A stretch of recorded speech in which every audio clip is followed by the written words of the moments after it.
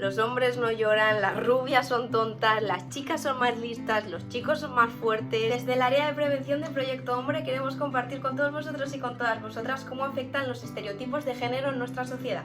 Los estereotipos de género son creencias sobre las características de los roles típicos que los hombres y las mujeres tienen que tener y desarrollar en una sociedad o en una cultura. Sirven para definir metas y expectativas para ambos sexos, marcando una evolución diferente para hombres y para mujeres y justificando en muchos casos una discriminación hacia estas últimas. Los roles de género, al establecer qué es propio de un hombre y qué de una mujer, legitiman la creación de estos estereotipos, que asignan a los hombres ciertos valores y capacidades acordes con las funciones productivas, como la fuerza, la autonomía, la objetividad, la iniciativa, mientras que a todas las mujeres se les asigna otros asociados a las tareas reproductivas y de cuidados, como la debilidad, la sumisión, la dependencia, la obediencia. A continuación nos gustaría recalcar algunas de las repercusiones de los estereotipos de género en nuestra sociedad.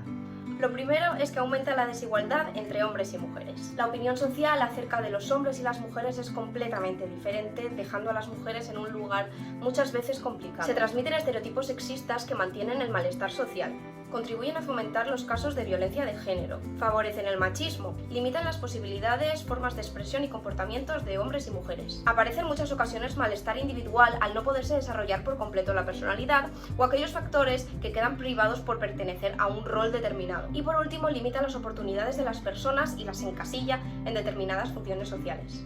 Los estereotipos son construcciones ficticias que, aunque estén bien arraigadas a nuestro día a día, es posible combatirlos hacia una sociedad más equitativa. ¿Cómo? Comenzando por la educación de los más pequeños y sobre todo dando mucho ejemplo.